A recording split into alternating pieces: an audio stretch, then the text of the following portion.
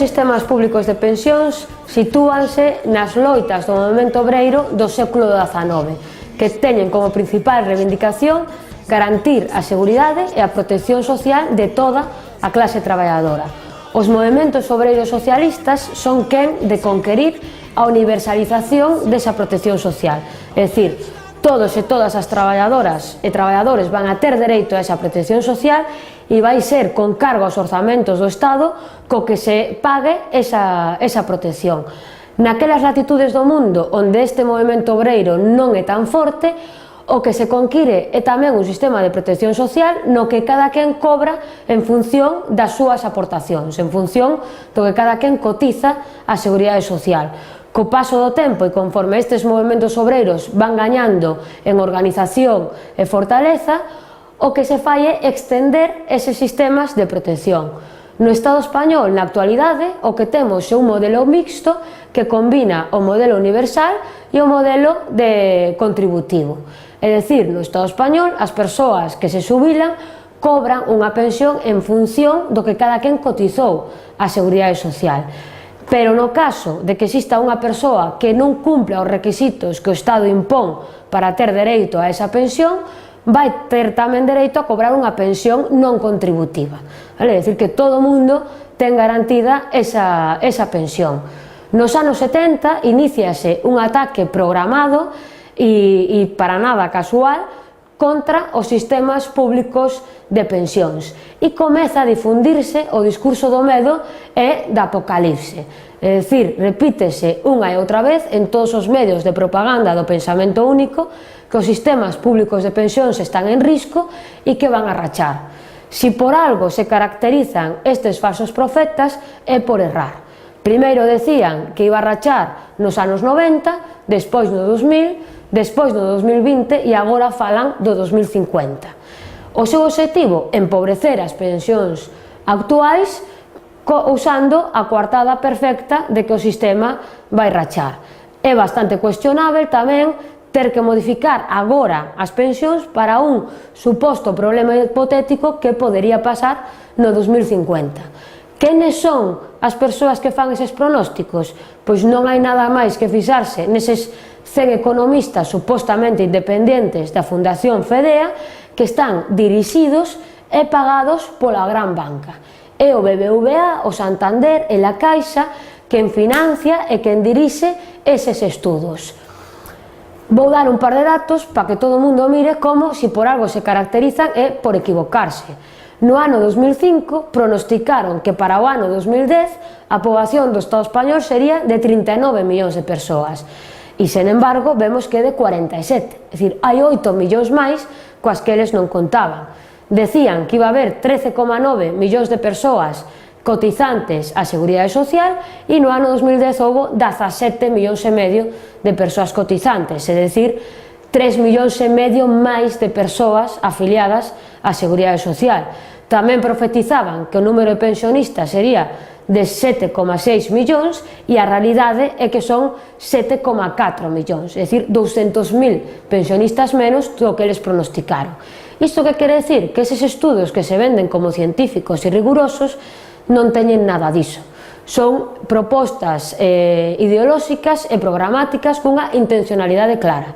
E se non son capaces de acertar a 5 anos vista, peor vai ser acertar a 40 anos vista. Que imos ver agora? Cada un deses argumentos que eles usan neses estudos e comprobar a súa falsidade. Unha das principais razóns que eles poñen para reformar os sistemas públicos de pensións é que existe un problema demográfico, porque dicen que cada vez hai menos xente nova ou menos xente activa para soster as persoas que cobran unha pensión, non? É dicir, eles o que dicen é que cada vez ese número se reduce e o número de xente maior que cobra pensión aumenta. Ben, que pasa con ese argumento? Pois que o sistema público de pensións do Estado español non depende diso, senón que depende, primeiro, do número de cotizantes á Seguridade Social e, segundo, do tamaño das cotizacións á Seguridade Social. É dicir, aínda que se reduza o número de persoas novas por cada persoa maior, o sistema pode seguir sendo sostible, porque depende deses dous parámetros. Así, por exemplo, no ano 99 existían 6,8 millóns de pensionistas e 14 millóns e medio de persoas que cotizaban a Seguridade Social. 10 anos despois, no ano 2009, o número de pensionistas era de 7,8 millóns, 1 millón máis, pero o número de persoas cotizantes era de 18 millóns, é dicir, 3 millóns e medio máis, dato que eles ocultan de forma deliberada.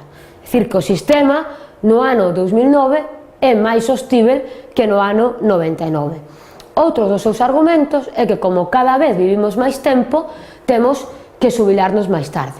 Bueno, en primeiro lugar, ese axioma non ten por que ser así, é dicir, a idade de xubilación non se establece en función da esperanza de vida dunha sociedade, senón que se establece en función dos parámetros de benestar e de calidade que ti queiras ter nesa sociedade, é dicir, o Estado interpreta que chega un momento en que as nosas facultades físicas e psíquicas se ven mermadas e, polo tanto, temos o dereito a renunciar a seguir traballando, que digo eu que é unha cuestión xusta de que unha persona, polo menos antes de morrer, se lle dé ese descanso merecido que ademais non nos regalou ninguén, sino que foi unha conquista das loitas dos traballadores e traballadoras. Outra carencia das que teñen estes estudos que se venden como verdades supremas é que obvian o componente bastante importante da productividade. Un factor moi importante en todo este tema é a productividade. Por qué? Porque a capacidade para xerar riqueza de cada traballador e traballadora cada vez é maior. E iso que significa? Que cada vez menos persoas cotizantes son capaces de soster a máis persoas que están en idade de xubilación. Porque non depende tanto do número de persoas que coticen a Seguridade Social, senón na capacidade desas cotizacións. Por exemplo, hoxe en día traballa moitísima menos persoas que hai 20 anos no campo, no sector agrícola, e, sin embargo, a ningún economista se lle ocurre decir que a produción de alimentos disminuiu. Iso sería propio dun necio facer tal afirmación.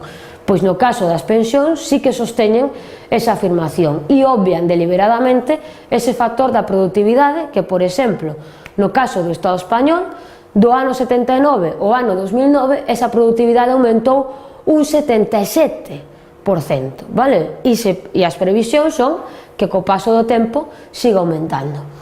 Outra cousa que é importante poñer de manifesto, que hai recursos máis que suficientes para soster o sistema público de pensións. Primeiro, existe un fondo de reserva da Seguridade Social que é unha especie de peto que creou o Estado para imprevistos. Vale, decir, vamos a ter aquí un peto para o que poida pasar, ter cartos cos que facerlle frente. Bueno, pois na actualidade, ese fondo de reserva da Seguridade Social conta con máis de 64.000 millóns de euros. Cantidade máis que suficiente, non, para poder facer frente a eses futuros e hipotéticos imprevistos que falsamente profetizan.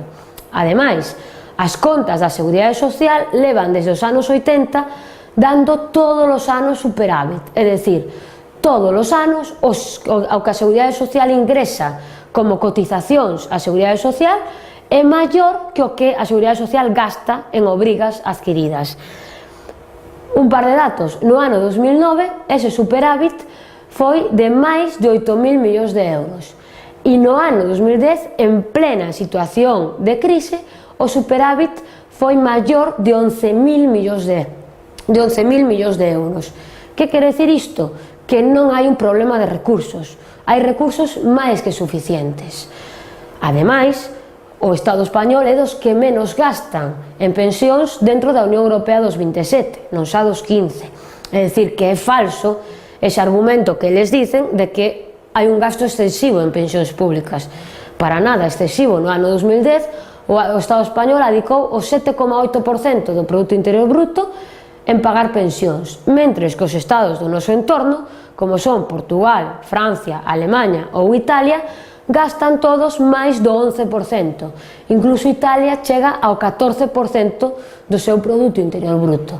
É dicir, que o Estado pode aumentar e gastar máis en pensións públicas e seguiría estando por debaixo da media da Unión Europea dos 27.